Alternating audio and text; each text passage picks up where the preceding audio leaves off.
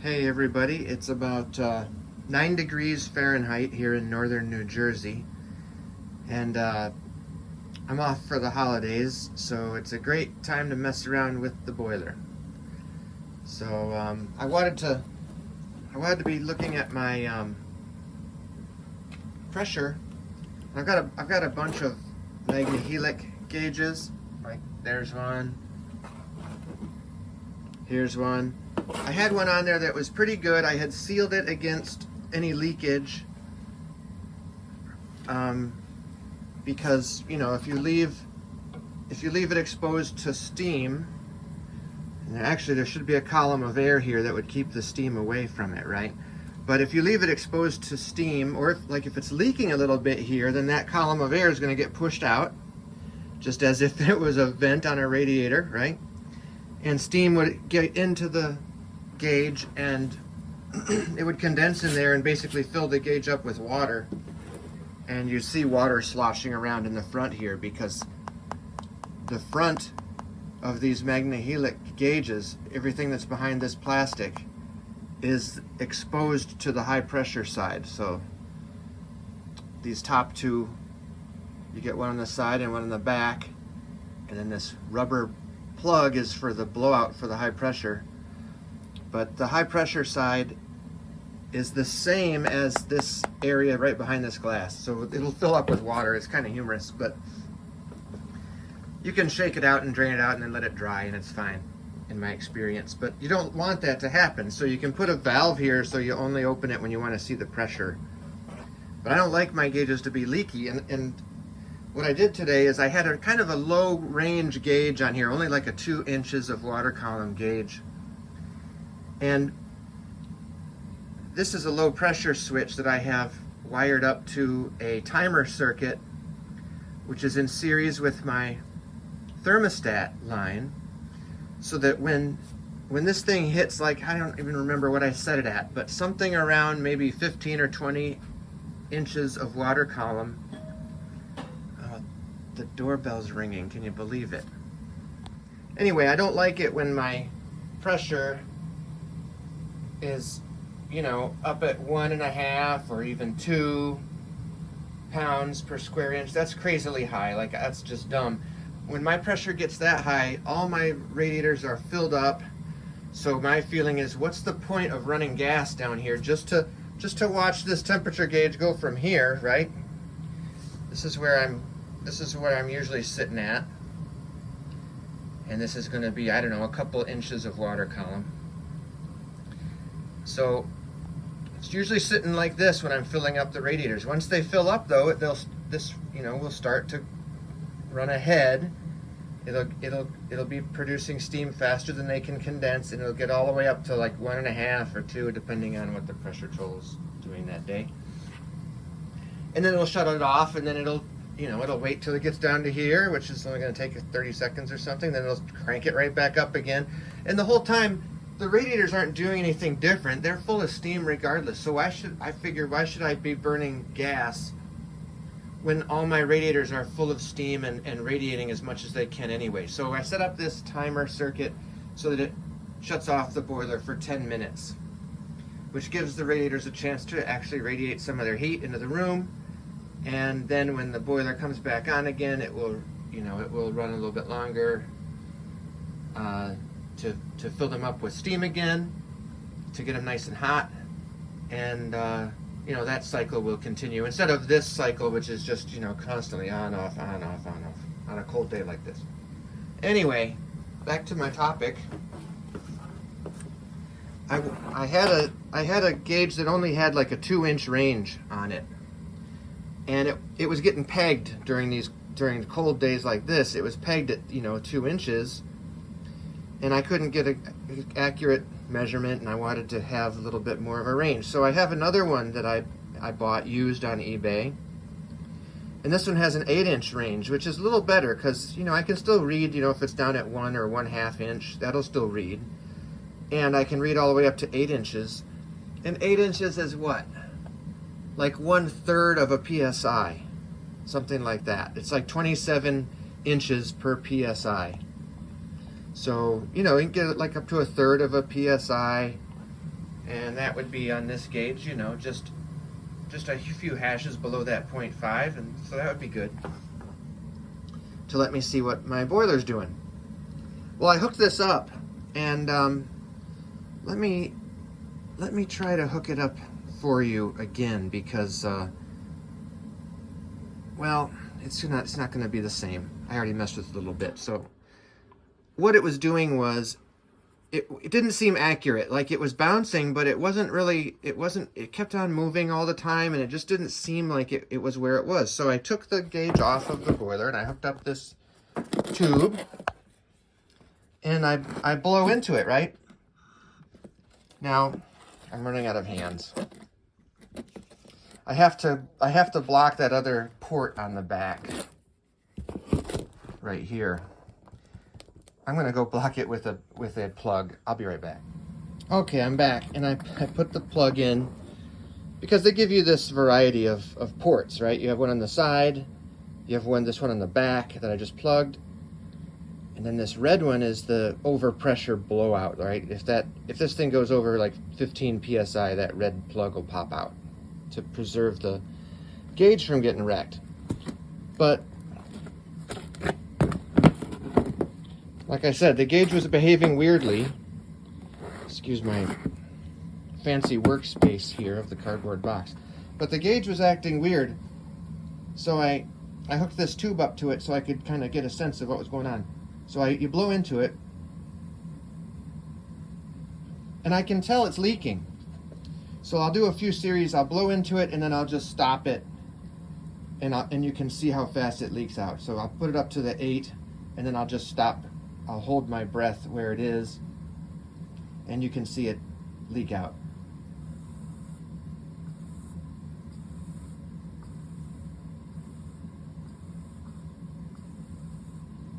Yeah, it doesn't hold it. So then you go, okay, well, what's going on here? Now, in my experience, this was the worst one I've had. The leakiest I've had. The other ones, you couldn't really detect a leak with your breath like that. But you could detect it if you had them up here on your boiler for, you know, a day, and they filled with water. You know that it's leaking, right? So I'm just going to show what you how you can fix these if they're leaking. A good tool to have is this guy here, the I forget what they call this, a loop pipe wrench, or a I don't know what they call it, but you can see it's a nylon strap, a strap wrench. Is that it? There's a nylon strap on it. You put the strap around the bezel. That's what I'm calling it. This surface here is a giant nut, and it's a bezel. You can see right here is where the threads are going to be appearing. And this thing is on pretty tight from the factory. I've already loosened it, okay? So when I put it back on a little bit loose to illustrate the leak that I saw before. So it wasn't loose before, but it was leaking. You have to take my word for it. You just unscrew this bezel. It's got pretty fine threads. It's interesting. Okay, there's the bezel, and there's the threads. So you see, it's just a giant nut.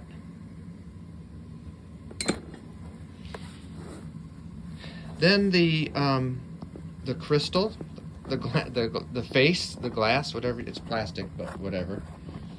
Let's see if I can get this off with one hand. If I hadn't just removed it, I surely couldn't get it off with one hand. Oh, there we go, okay.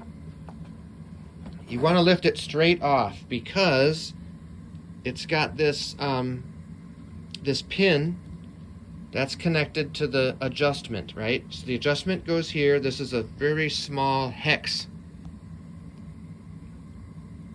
pin, right? And that hex pin inserts into this hole right here. And that's how you adjust the needle. So you want to be careful once you get that off, because everything is exposed. Here's the O-ring. This is the thing that, in my experience, fails. And you can see it's dry. I don't think they lube it from the factory. I think it comes just dry. So they don't put any O-ring lubricant on it, which, whatever, it's probably fine for most purposes. But, you know, if you're measuring air pressure, it's no big deal if it has a slow leak. It's not going to affect the gauge that much, if at all. But the problem with steam, as I mentioned, is if you have steam on it and it has a slow leak, steam will encroach into the thing, and this whole bottom part will fill with water. We've seen, I think I showed mine on Heating Help once, and someone else did recently too who had purchased one of these. So I've never had to take one apart past this step, but the only thing you can get to after this is these two screws that are on the dot on the gauge, and then I assume the gauge will come off, and then you're going to have some more fasteners probably exposed. I think I can see them here and here. That would let you remove more of the mechanism. But again, the leak can only be in what I would call the bellows, I guess, the diaphragm. That's an internal piece, and that's in this part here. See the circular construction in the case. That's where the diaphragm is, and it's that diaphragm that's you know, getting pushed by the pressure of whatever whatever air or gas, whatever you have on this thing. That's what actually then makes the needle move. And I've never had to go in any farther because the problem always seems to be the O-ring. So what you do is you get some of this O-ring lubricant. You know, it's just I forget what do they make it out of. Let's find out if they tell us. I guess it's some kind of silicone thing, and you know, it says it can be used for valves and seals and weather stripping. That seems weird, but yeah, seals out moisture, lubricates most rubbers and plastics, rubber preservative. That's great, and that seems to make the seal be a lot better. So that's what I'm going to be doing. Now I don't have my tripod or anything like that, but basically I'm just going to take some of this lube, and I'm going to, you know, apply it. Doesn't want to squeeze out of there. There comes some. I'm going to apply it, you know, to the entire O-ring, and use my fingers to spread it around the entire O-ring so the whole O-ring is coated with a thin coat of it. And then I'll put the O-ring back into position.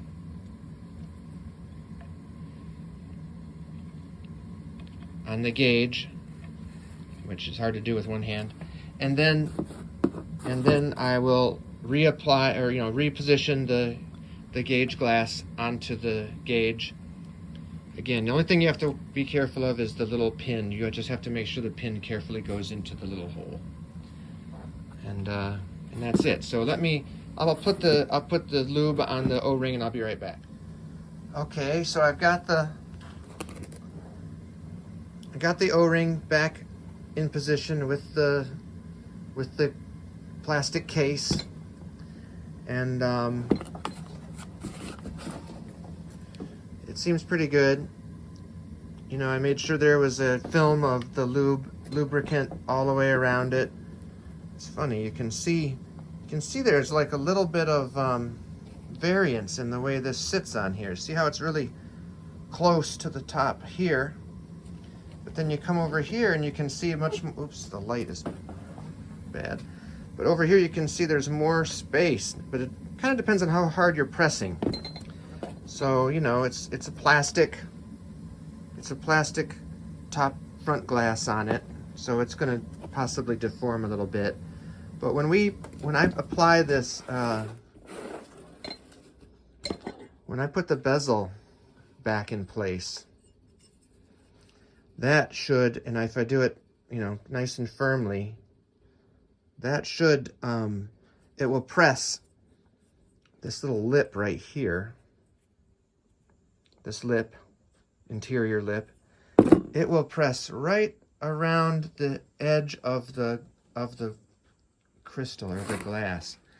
And there is a little bit of a, I don't even know if this is a crack right here or just a little manufacturing defect. There's a little bit of funniness right here on there, but it doesn't seem like it's broken there. So we'll see how it holds once I get this face back on there. And I will use the strap wrench to get it nice and tight. But I probably won't throw it in a vise or anything like that. I'll just crank on it while I'm holding the gauge in my hand so I don't overdo it. So I'll be right back. All right, I've got the front locking bezel back in place here. I tightened it up pretty tightly, and so now I'm going to demonstrate how it holds pressure and resists leaking. And I won't be able to do this while I'm talking, obviously, because I'm using my breath for the pressure source. But what I'm going to do is I'll take it up to 8 inches, and then I'll stick my tongue on the tube in order to, you know, prevent any leakage from that end of the circuit here. And you can see how it will hold pressure compared to how it was before I lubed up the O-ring and made sure that the front was really tight. So here we go. I'll show a couple cycles of this.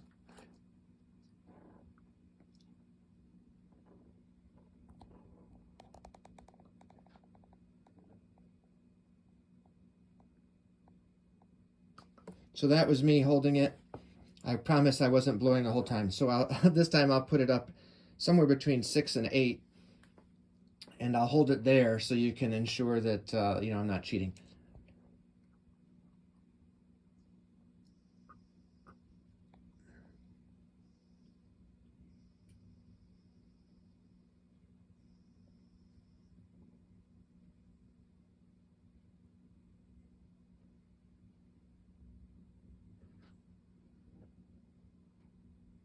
Okay, now you may have noticed there is still a leak there. It was leaking, let's see, let me see what this gauge is here. So I'd say it was leaking about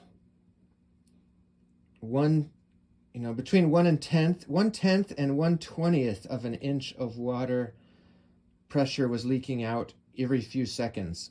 You could see it move. You can rewind the video if you didn't catch that, but it was covering one of these, it was moving one of these tick marks, I don't know, every 5 seconds or something like that. So, you know, I think when I emailed the Dwyer company about this issue, they kind of indicated, well, you know, it's not, I don't think they said we don't really guarantee that it's perfectly sealed, right? So there's going to be some leakage there. So I do have one of these connected 24/7 to my Steam side, and I've sealed it in the same way, and it has a long tube on it because of where it's located in the room where I'm using it. You know, I ran a tube from the radiator. I basically put a T below the radiator vent, and I teed that off over to the gauge, so I could see what the pressure was without having to come down to my basement. And that tube does not fill with condensation, so it's pretty good. A little bit of leaking is going to be okay, you know, depending.